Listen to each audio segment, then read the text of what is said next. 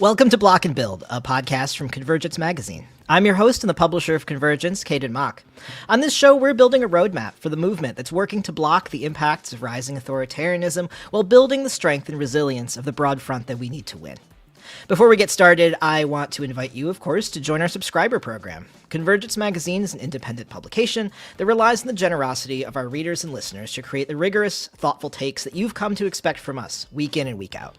You can become a subscriber at convergencemag.com/donate. Any amount helps, either as a one-time donation or a recurring monthly or annual subscription. You may have noticed that we are making some slight adjustments to our publishing schedule here in the new year. The audio podcast is going to publish to your podcast feed first thing Monday morning instead of Friday afternoon. But you may not be aware that we do also live stream this show to YouTube almost every single Friday at 2 p.m. Eastern, 11 a.m. Pacific. You can subscribe, click the notification button on Convergence's YouTube page to join in this conversation live. Links for all that are in the show notes, and we hope to see you sometime on YouTube.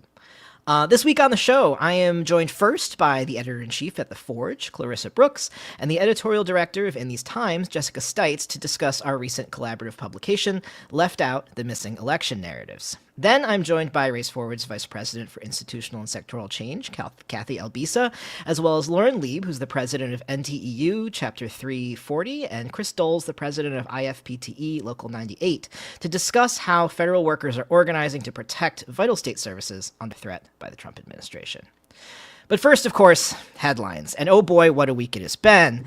I feel like this week has been honestly as confusing as it has been clarifying, and I want to start out by saying that when we decide what to talk about at the top of this show, we want to make sure that what we are keeping you abreast of in terms of what's happening, that we're doing that in ways that actually help you do things and not just feel overwhelmed, frightened, freaked out. So much of the good work that we know that's happening right now is going to be happening on a very local level. So if you've got something that you'd like us to discuss and highlight, you can drop us a mailbag email to tell us more about what that thing is at mailbag@convergencemag.com. So now the shit. We knew that we'd see a flurry of executive orders in the first few days of the second Trump administration. We've talked on this show before about the fact that this overwhelming sense of chaos is literally designed to make you feel powerless. And part of the point of the executive order deluge is, as Steve Bannon liked to say, flooding the zone with shit. While many of these executive orders are extremely threatening and dangerous, they are still subject to judicial review and often require technical implementation. Obviously, they do set the tone for what comes next, and we do need to understand them and be vigilant and prepared to protect the people, institutions, and resources that sit in their crosshairs. Unfortunately, a lot of this important information is being buried by social media feeds because we are spending a lot of time reacting to provocative memes like you-know-whose gesture and what it means for his politics. The breathless mainstream coverage about is he or isn't he is actually feeding this machine. Again, it is designed to be demobilizing, and the far-right commentariat is also delighted to make fun of us as a way of drumming up their base. It's also, frankly, not easy always to separate the wheat from the chaff, and it's totally understandable that we get swept away from time to time. I do think it's part of my job on this show to help you digest it, so let's take a second and look at what's moving and what might be actionable in what's moving. Trump's maybe biggest swing for the fences this week was his attempt to repeal birthright citizenship, which is guaranteed by the 14th Amendment. A U.S. district judge, who also happens to be a Reagan appointee, immediately blocked the order, which stops it from taking effect for at least 14 days while it moves through litigation. Speaking of litigation, 22 states have joined Massachusetts versus Trump, challenging the order. This should be wild. Trump's lawyers are literally using the same talking points used to defend the Chinese Exclusion Act in the 19th century, so that's cool. I'm also in no way asserting that migrants and their families are safe from the Trump administration. Across the country, Customs and Border Protection and Immigration and Customs Enforcement have been ramping up activity to enact his plans, and he's got a lot of sycophants in federal and state positions who are excited to ram through his most racist and aggressive deportation policies. I've been seeing plenty of people on social sharing vague posts about seeing CBP agents, but I want to remind you that those vague posts about just seeing agents don't do a lot to help people respond and may just stoke fear. To put it simply, be specific about who you see, which is how many agents, how many vehicles, which agency they belong to, how they're dressed, what equipment they have with them, as well as what they're doing specifically and where they are. I'd also encourage you to connect with a local rapid response organization. And if you don't know who that is in your place or location, figure that out now. Get online and find those people before something happens. I even have my local Immigrant Defense Network's hotline saved in my phone, and I encourage you to do the same. Verify their activity before you blast it out in public on social media. We've got to react to this stuff from a place of power and preparation, not of panic. Xiomara Corpeño, a member of our editorial board, has put together a quick primer on how to prepare and respond to ICE activity in your neighborhood that goes into all of this in a little more depth. We'll put a link to that article in the show notes. We were also promised this executive order about gender, and boy did we get one. Frankly, a lot of it's pretty incoherent, and none of its targets are surprising, but once again, the most vulnerable trans people are the ones who are most targeted by the executive order. That's trans women in prisons, trans people seeking relief from domestic violence, homeless trans people. All of these folks are being put at escalated risk under this order. A lot of the fight back against this order is still taking shape, since a lot of the order is about creating the sort of theoretical framework by which the federal government can separate people out by quote-unquote biological sex, and pointing to ways that they want that to be implemented, from sex-segregated quote-unquote intimate spaces to rules and requirements around equal employment opportunity. This has far-reaching consequences beyond the lives and livelihoods of transgender people, and we will be talking more about this as more information becomes available. All I'll say for now is that a world without trans people has never existed, and it never will. So this is a lot. It's important to remember organizing is still moving at state and local levels all across the country.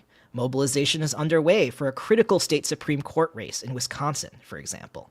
Organizers in Philadelphia recently stopped the 76ers from moving their arena into the city's Chinatown neighborhood. Immigrant rights groups across the country are also in high gear, leading trainings. You might be able to find one either online or physically near you, and working on the rapid response organizing. Again, the spectacle is designed to frustrate us into compliance and demobilizes us. You don't have to let it demobilize you. For the past several months, we at Convergence have collaborated with our Movement Media Alliance colleagues at The Forge, In These Times, and the Real News Network to curate a collection of essays, reporting, and conversations by organizers, writers, and cultural workers across the country that represent narratives that we felt were missing in the pre- and post-election coverage of this election. The collaborative publication is titled Left Out, The Missing Election Narratives, and while some of these pieces are published in the latest print edition of In These Times, you can also find a link to the full collection in today's show notes. Joining me to talk about this project are Editor-in-Chief at The Forge, Clarissa Brooks, and Editorial Director of In These Times, Jessica Stites. Clarissa, thank you so much for joining me today. Hey, y'all. And Jessica, it is always good to see you as well. First of all, Jessica, could you just briefly lay out for our listeners where they might be able to find more about this project and what really the project is? Sure. I think the best place is if you go to inthesetimes.com/left-out. We've got a landing page that has all the content and also explains some of the reasoning behind it and the participants in the collaboration. Awesome. And Clarissa, I want to ask you about the genesis of this idea and because it really the Forge took the lead on putting this collaboration together, and what the thinking kind of was about why this needed to be a collaboration between multiple publications. Yeah, so we have been planning an election issue for a minute, but I think we all collectively came back from the results of the election, like something's happening that we can't put a finger on. And we just started brainstorming and thinking about what legacy media was saying about the elections that just wasn't actually accurate to what our people were seeing and feeling. And we wanted to kind of float the issue around that. And we found a lot from there, and we're able to, just build up a different narrative about organizing and the left that, I mean, still to this day isn't being told accurately. Right on. For each of you, and maybe we can start with you, Clarissa. Are there themes or narratives that the mainstream media missed that came up in this project that you found surprising, or that you're particularly proud that we got to surface through this collaboration? Yeah, it's always like whenever we get to talk about how young people understand politics, it's always exciting. So a friend of mine, Delaney Vandergriff, wrote an essay for Scalawag that we got to use about young people and Democrats that just feels so resonant. And I think with history is going to like be something that we're proud to say that we published. And then also the piece that we got from Maria Esch about abortion in Arizona, which was a huge win. And I just personally haven't seen a lot of coverage about the wins that happened. And there were more stories that we wanted to do that we didn't get to, but yeah, just things like that. I think what you said earlier about this spectacle is there to demobilize us. I'm seeing it happen in real time now. So it's good to know that we were able to bring a different side to things. Totally. Jessica, any highlights for you or things that you were surprised by? Yeah, I think a narrative we always see after every election is of the left as sort of a spoiler or disengaged with elections or, responsible for bad outcomes. And so one thing I wanted to investigate was how organizers actually engaged with this election. And I think I was surprised by the sort of how much the left left it all on the field in multiple ways. I think first to try to make a better candidate for the Democrats. I mean, I think the left was the only voice for a primary back in, December of 2023. And just the uncommitted movement as this incredible grassroots movement, but that was also, engaging with electoral politics in a very good faith way and saying like, you can be better. And this is your interest to be better as well as a moral imperative. And we just told the story of that and all the work that went into it, as well as, this real moral dilemma that people ended up in when there was sort of a tipping point after the convention. And we knew that Harris was not going to do something about Gaza, not going to make, real steps. And so sort of what do we do then? But just kind of staying with people as they put in all that work and not erasing it. And then at the same time, despite the many flaws of Kamala Harris, just the enormous get out the vote work that came from the left, that, said this is the terrain we want to be fighting on, that, not the terrain of a Donald Trump presidency. And the biggest ever union get out the vote efforts in Pennsylvania, all this sort of, all these electoral groups like Working Families and Sunrise coming together to like ship people to swing states, to work with community groups, money flooding into community groups. I mean, it was enormous. I sort of feel like, okay, we can stand here saying we did all we could. Yeah. I feel like so much of what people who are not connected to movements see is just the sort of like the spectacle and the polling and the like data stuff. But these stories about like people on the ground really trying to make a difference are how elections are actually fought and won. So I appreciate the collaboration. It really was a delight to work with you all. Before we go, also, one more thing is, what do you think is important about collaboration like this, especially in the moment that we're in? I don't know, Jessica, do you want to start talking about things that you think collaboration made possible? Yeah, it was sort of amazing being in this room because of the breadth of connection on the ground. I could say, hey, does anyone know, like a Palestinian organizer in Dearborn or like someone in North Carolina? And someone would go, oh yeah, I'm close to this group or I know this organizer. So just being able to represent the full grassroots left felt amazing. Yeah. Anything for you, Clarissa, about what collaboration made possible for the Forge? Yeah, I think similarly, this was my first time doing something like really big and fancy. So getting to do it with Jessica was like such a joy. And then just like our election calls were so grounding. just to be like, okay, I can like funnel my feelings into a thing. And the best part about collaboration is always like you get to see the world with bigger eyes than maybe just what your world looks like, which is what we realized in some of the low of the election results, was all of us being like, oh, my friends are seeing this, my family's seeing this, our algorithms are all very different, and how that impacted the election so much was important. But yeah, it was truly one of like the funnest work things I've ever done. So I'm so proud of it. Truly, it's been my personality for a few months. So I know what to do. Awesome. Well, it's really awesome to work with you all. Again, we'll put a link to the landing page at In These Times in the show notes, so y'all can check it out. Jessica, Clarissa, always good to see both of you, and take good care. We'll see you again soon. Thanks so much. Excellent.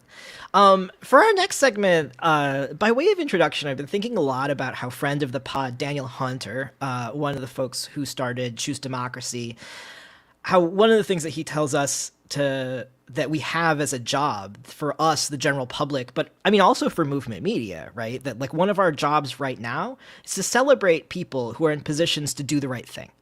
This encourages others to join them in doing the right thing, and also makes it harder for the people in power to get back at them and to exact revenge. And one area where I think this is really live right now is for the millions of people who work for the government. The federal workers in particular do a lot of things for us, many of which may be invisible, but are also deeply critical to everyday life.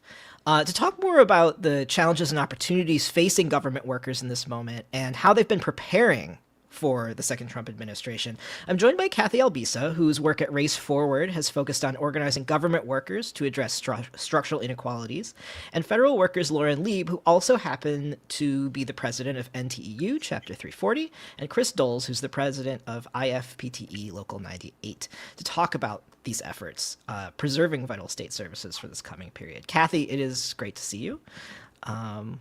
Thanks for joining us. Thank you. And thank you for joining us today, Lauren and Chris. It's nice to meet both of you. Yeah, thanks for having us. Really appreciate all the work you do. Great. So let's start out with the big picture. Cathy, I'd like to start with you to give us kind of a quick overview of the work that's kind of set the stage for this moment, the work that you've been doing around organizing government workers for racial equity. Sure. So we work with government workers at all levels of government, actually, from federal to state to local. And I know there's a lot of organizers out there, so I'm gonna put it this way. When you think about organizing workers within government, think about organizing a workforce, not just to change terms and conditions of work, which are important, but to actually transform the very institutions they're in. Government workers often come to the table because they're mission driven in the same way that people in movement organizations are. They want to ensure public health, they want to ensure good transportation, they want to ensure a safe environment. So those workers are eager and keen to organize into improving the very structures in which they find themselves working. And by giving them support, bringing together, creating a container, there's enormous potential for changing the day-to-day democracy that we experience. It makes a lot of sense to me. Yeah, it sounds like it's very related to the sort of like bargaining for the common good kind of framework that we get from like a lot of folks in teachers unions movement, stuff like that, that this is the quality of the work environment affects a lot more than just the workers themselves. I'd like to hear also from Lauren and Chris about each of your work and how you got involved in your union locals. Chris, let's start with you. What's the work that you do, and how did you get involved in the federal union movement?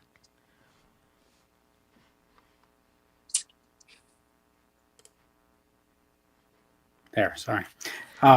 So I became a federal worker almost exactly 8 years ago.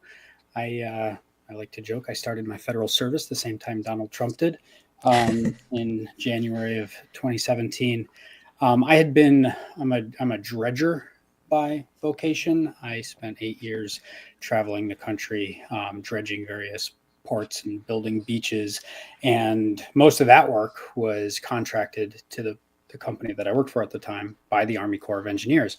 And like many of us in the dredging industry, the stability and work-life balance of dredge life doesn't really lend itself to raising a family. And so I made the switch to the government side. It's a very common trajectory for a lot of us federal workers. And so I've spent the last 8 years as a cost engineer and a dredging subject matter expert in the Army Corps of Engineers. And like I said, I did join the federal service at the same time that Trump's first term was getting going. And I was very pleasantly surprised to, upon taking the position, learn that I had a union. I'm a civil engineer. I never really expected, despite always being a pro-union guy, I never really expected to land in a unionized workforce. Most, white collar civil engineers aren't union. But I was very pleasantly surprised to find out I was, especially in the context of, a Trump administration that made its views of public sector workers very clear, especially in 2018 as the attacks on the federal unions really ramped up. And that was the same year that my daughter was born. And it was actually around issues of protecting a child care subsidy that was very nearly cut. My local is the first thing I did with my local was to defend the Army Fee Assistance Child Care Subsidy at the Army Corps of Engineers. We're all civilian employees, and there's a generous child care subsidy that those of us with children benefit from, and they were trying to cut it. And we successfully beat them back. And I guess I got the taste of what it looks like to build solidarity, to organize with my coworkers. And it was a big victory. And I haven't really looked back since. My local 98, led that fight really nationally, even internationally. And we continue to grow. I think we're a very strong local. We're very principled. We do, I think, some good organizing. And the reason I know Lauren, and I think the reason we're here today is because Local 98 has, I think, recognized rightly that no matter how strong a given one local might be, ultimately we're part of a federal sector where there's 2.1 million of us federal servants, not counting the postal workers and all the contractors and everybody else that makes up the federal sector. But one local is not going to be able to stop the attacks. And ultimately we need a sectoral strategy. And I'm sure we'll talk more about it, but that's where Lauren and I met each other in the Federal Unionists Network. And that brings us up to today, skipping a lot of details. Awesome. Cool. Yeah, it also does help that Yale's acronym is fun, which is really we love a good acronym that is also a word. Lauren, could you tell us a little bit about the work that you do and how you found yourself into the federal workers movement? Yeah. I work for the Bureau of Land Management, so it's kind of part of the Department of the Interior, and I'm a fluid minerals land law examiner, so it tells you nothing, right? But basically, the agency I work for is basically one of the largest land management agencies. We manage over 1/10 of the nation's surface area and about 30% of our mineral estate. So oil and gas, coal, silver, copper, all of those things, and do a lot with recreation. It's a multi-use mission. So, cultural, historic preservation, ecological conservation, protecting biodiversity, rangeland management. So all of these things, all of these mandates that we have, and figure it out, how to manage our federal lands with those kind of often competing mandates. So it's very interesting work. But I do work in the oil and gas division. But what I do is specifically, I've been working on bonding oil and gas operators and going after and helping a lot with the orphan well program. So trying to plug and reclaim I think there's about 15,000 abandoned wells just on federal lands in the United States. And so it's all the onshore, everything on land, so not the offshore drilling, but when you hear fracking, a lot of that's stuff that we're involved in, or at least trying to regulate and manage responsibly.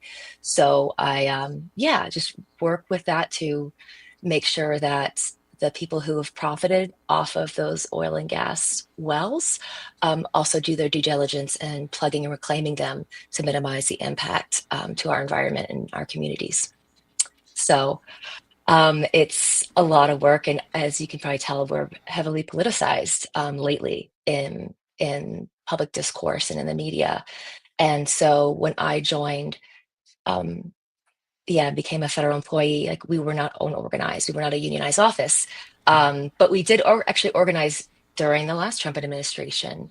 Um, what happened was they used our agency as a testing ground for, I think, what they're trying to do again, which was basically eradicate and eliminate a lot of our headquarters counterparts by forcing them to move outside of DC and dispersing them all throughout like the West. And that basically led to, we lost about 85% of our headquarters counterparts and so much institutional knowledge. And that was really a wake up call for us that if we need to have a union to basically have a say in the decisions that affect us, to protect us from those attacks, so that we can continue to serve the public and protect our public lands. So we organize and we are fighting back because we know that the work we do is important. And so it's been, yeah, just an incredible experience. And we too know that we need to be broadening our collaboration and our organizing capacity because it's a big fight ahead of us, but we know we can win when we're all in it together. Yeah, one sort of like technical follow up on that. I'm curious to know, like, in the like when you're talking about reducing and like eliminating those like headquarters positions, like what is the sort of direct impact on your work of that kind of downsizing? A lot of work doesn't get done, to be honest. You have to find somebody else to fill in those gaps. We're losing, important guidance on how to interpret some of these regulations. It created a lot of fear, and it also really prevented the agency from being able to fill those positions. Sure. So it's, like robbing Peter to pay Paul, like people are like then moving up and then the work on the ground level isn't getting done. So it really created a really chilling effect on like, do I want to progress within this agency? Should I leave? And things like that. So there's just, I think the impacts are still playing out, to be honest. It's almost too early to tell the full scope of that decision. If I may, Go for first I should tack on the necessary disclaimer, Yeah. because anytime I mention that I work for the Army Corps of Engineers, I'm actually required by regulation to state that none of my views necessarily correspond with those of the Army Corps of Engineers or the Department of Defense. You'll be surprised to know. But I have to say it, and I don't know if Lauren, you have to say it too, but it might be worth it. It's good looking Yeah. at. Yeah, no, our views are our own. Like I'm on my non-duty time. I'm off the clock, and I'm here in my own personal capacity. But I'm just sharing my experiences as a federal worker. But yeah, they do not reflect the agency or my union. Right. Yeah, but I want to build on the point because I think in some respects what we're facing is a continuity of attacks that we've had for decades. Those of us who may be in certain political circles talk a lot about neoliberalism. Neoliberalism has been corroding the government for a long time, and I think it's very intentional that traditionally public assets have become either explicitly privatized or de facto privatized. So the public assets of just the information that makes our agencies makes it possible for our agencies to pursue their missions, that has been either again systematically or just de facto transferred to the private sector. And it's really it's bad faith by the people who are doing it, because the same people say, oh, we've lost government efficiencies, but those losses of efficiencies are traceable to the very cuts in or the transfer of headquarters and the inevitable cuts in jobs and the loss of expertise that comes with it. So I think it's just worth stating that in some respects, what we're dealing with is just a continuity of past attacks. But I do think, and we'll probably get into this, there is something of a qualitative change happening right now, where I think they're trying to consolidate the victories of the last 40 years into a much more serious attack on the democratic civil service that we occupy. Yeah, no, I think that's a really important context for the moment that we're in, and that like a lot of the work that we're trying to do here at Convergence is also be like, look, this is part of a longer term project by people who think that like everything should be basically run by private corporations. And I think that like your description of neoliberalism is also really good, where it's like, I don't know, it's the whole like the best way to predict the future is to create it by, you know, sort of like cutting the foundations out from under agencies that do critical important work for us, and then being like, why are they so inefficient? Like, why would you? It's like the sort of like ideological equivalent of like kids being like, stop hitting yourself, you know, like. But yeah, I think that's a really important observation. I am very curious about the qualitative change, because I think that, you know, talking about all of the executive orders that have come down this week, like we just touched the tip of the iceberg at the top of the show, and that like the 20 odd that we've seen this week are really going to be the tip of the iceberg. What is that qualitative difference like? Yeah. I mean, I spent 2 days reading every single one. God bless you.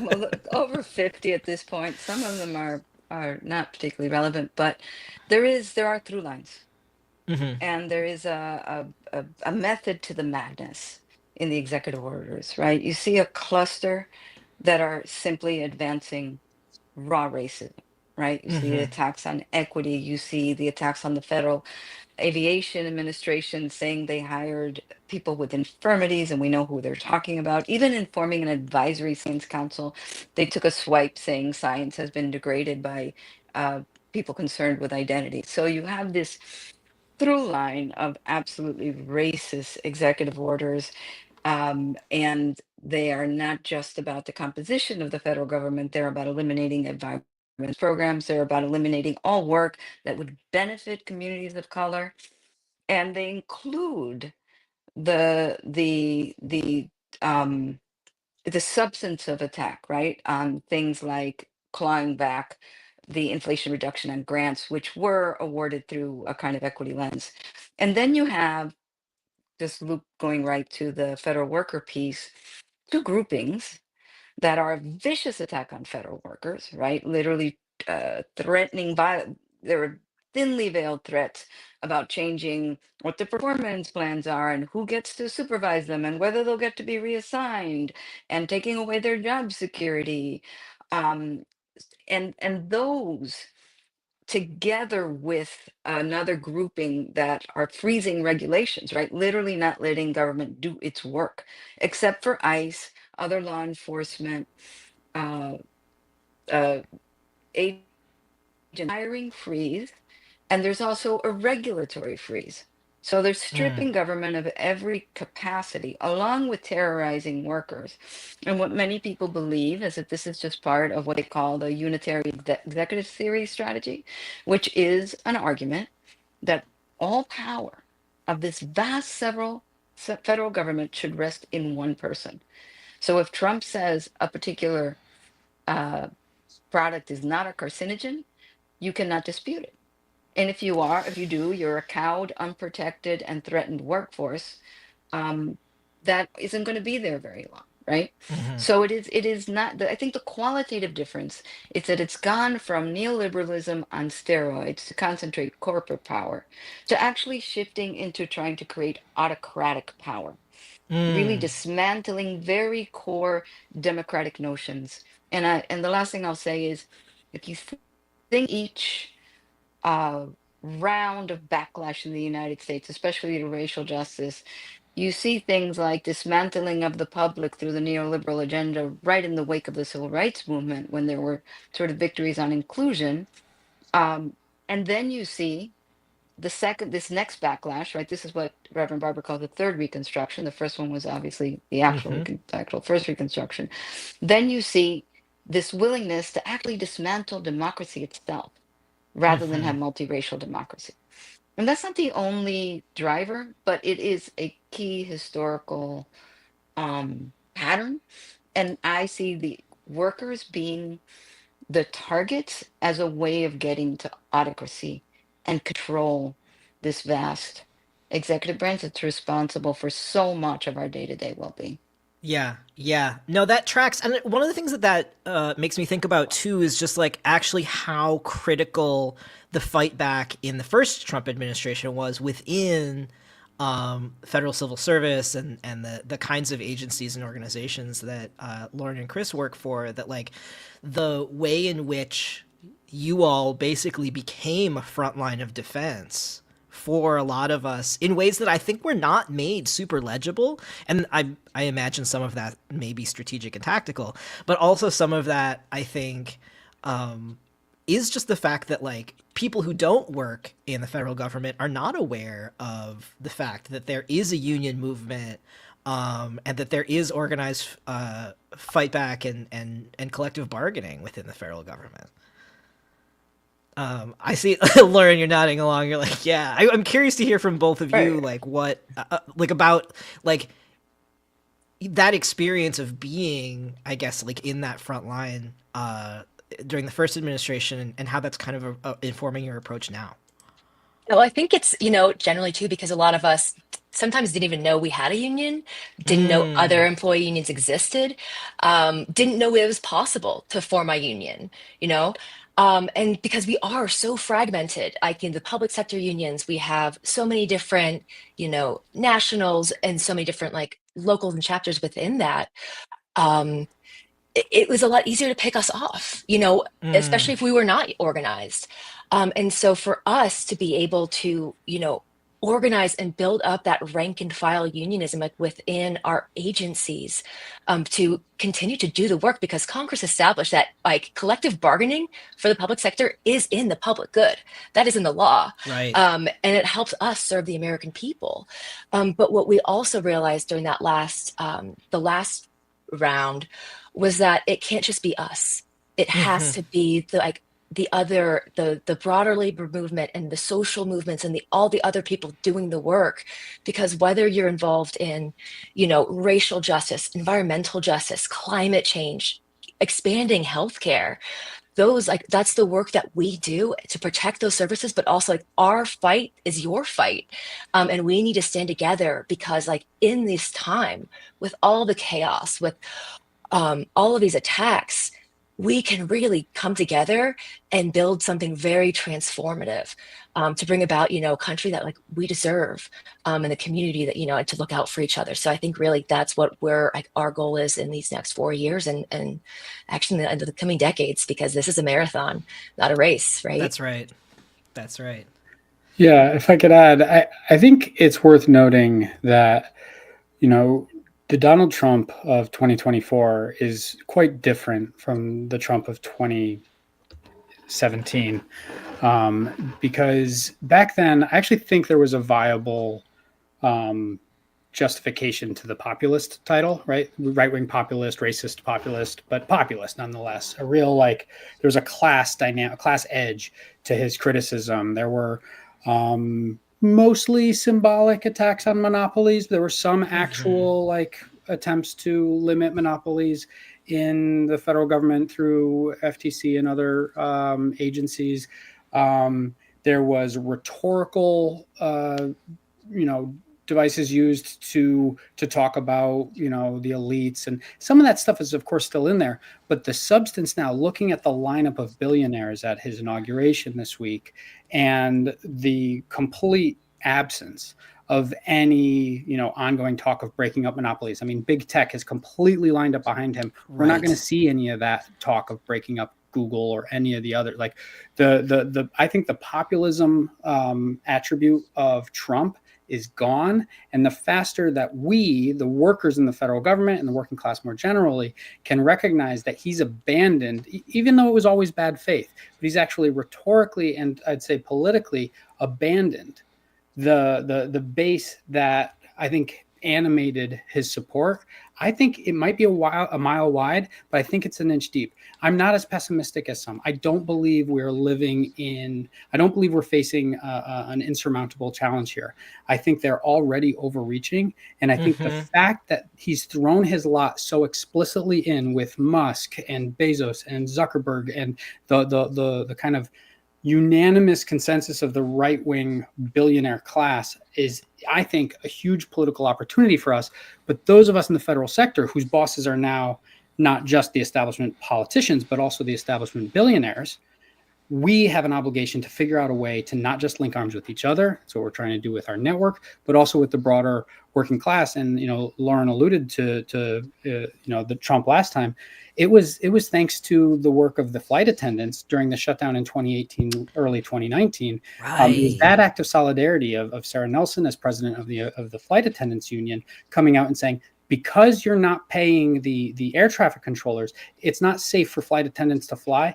And Sarah Nelson, with that one speech, she exercised more power just through the threat of workers' collective action than all of Chuck Schumer's Democratic Party leadership in the Senate combined was able to do. And they brought Trump to his knees back then. And I think that there's a formula here that's premised in class collective action and class solidarity that can actually unravel this coalition. And it's going to be up to us to build that. Yeah, I do think that there's something really important there about how like the klepto and the kleptocracy is becoming like way more explicit, it feels like, this time around. And I think that, like, democracy in the workplace and democracy at the ballot box also go together, right? That, like, organized communities are organized not just like in neighborhoods, but also in workplaces. And that, like, the way that we practice democracy with each other seems also important to prepare our movements to be able to govern in meaningful ways, is also what I'm hearing you saying. That, like, by doing organizing together, we can demonstrate what democracy actually looks like to, I think, a lot of people who have kind of had it, right? Like, who have bought into a framework, like a framework of governance and government that is fundamentally anti-democratic and that's like ideological in nature. I'm really interested in like that piece too, that there's like concrete examples of ways that we can like practice co-governance, basically. Yeah, go ahead. Well, and I don't know if everyone saw the articles about the German ambassador's leak.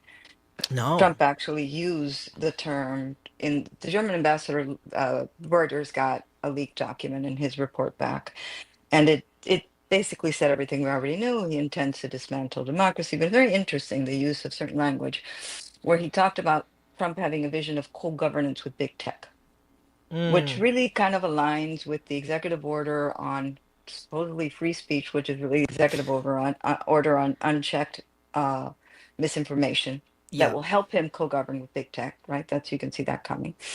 And I think the alternative, just looping back to what Lauren was saying, right, is what is our co-governance model between the administrative branch that does the day-to-day work, between movements and governments, and how, I just want to bring this one up too, because I talked about race, Chris talked about class, we both believe in both. One of the things that I see that is incredibly heartening is the amount of solidarity and support coming from all government workers towards the workers in the equity space that have just been put on administrative leave. All of a sudden, the conversations are popping. How can we help? And I think this is a moment where we can break out of the sometimes silos, sometimes different analysis, and actually integrate that race, class, and gender analysis in that broader co-governance vision.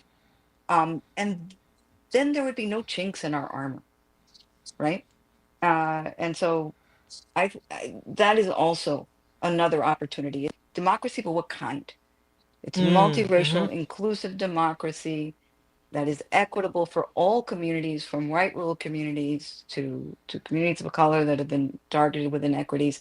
That vision, we need to be able to articulate it in a way so that there is no chink in our armor. That's right. That's right.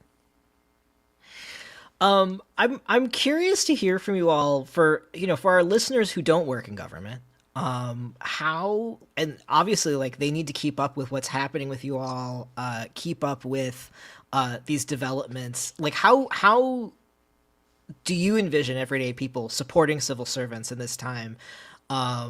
what are the things that like the social movement left also needs to be thinking about here? You I want mean, to go ahead, start? Lauren. Yeah, I think may not be able to say as eloquently as Chris or Kathy, but I think, joining us, connecting with us, similar to how we're talking about, us expanding that model or adapting the model of bargaining for the common good, that bringing in federal sector employee unions with private sector employee unions and like the community organizations, like the social movements that are already doing the work, like let's start coming together and strategizing and organizing our bases towards these common objectives because again like that baseline like talk about like unions are the most like democratic like thing you can be part of, right? Like an injury to one is an injury to all. Everyone has an equal voice in the decisions that affect them, and talking about the collective like economic uplift of all of our like of all the people, when workers benefit, like win, everybody wins.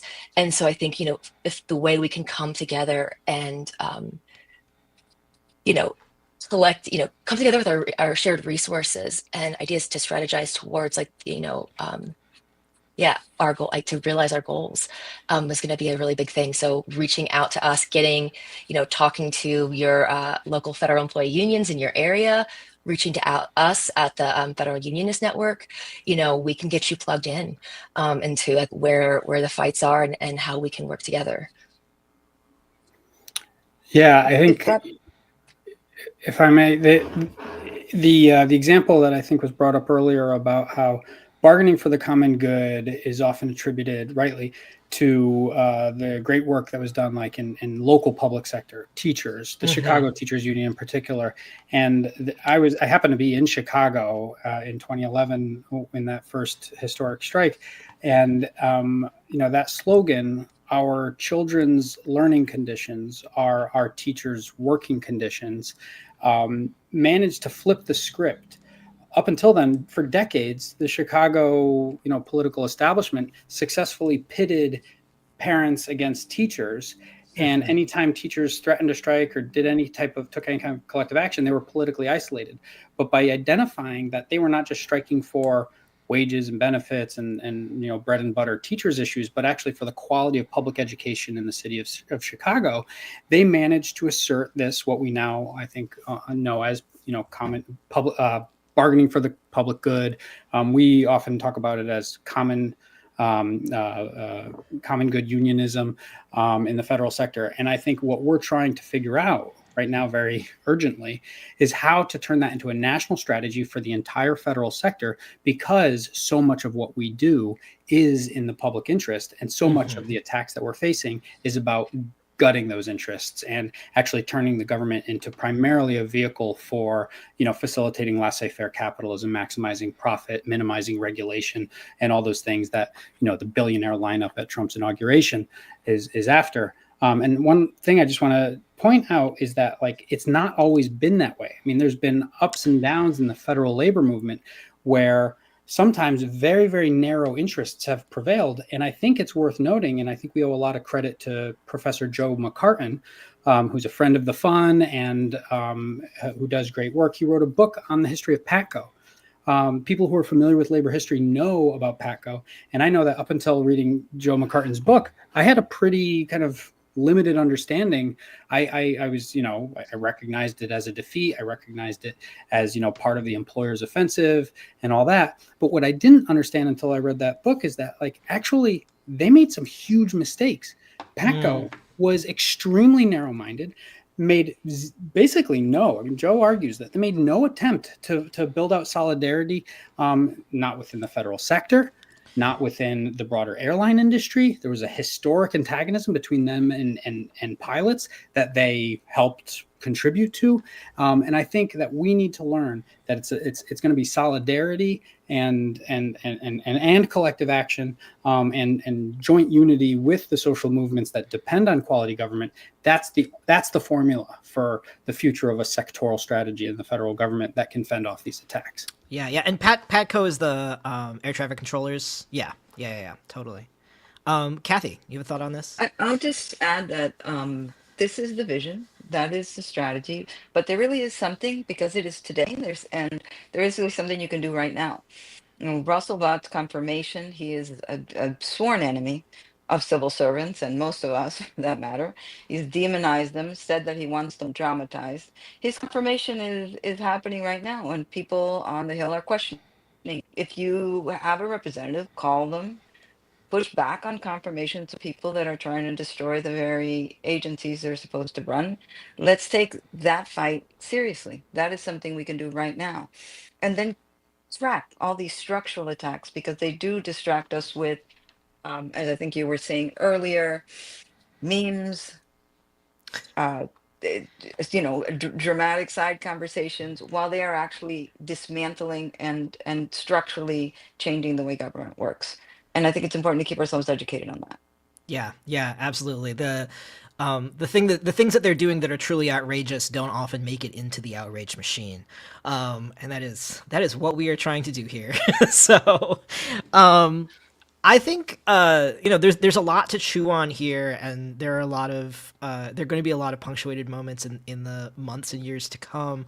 I'm curious how listeners who want to keep up with y'all's work, where they can find you, where they can learn more about fun and the work that you're doing to kind of like unify the sector.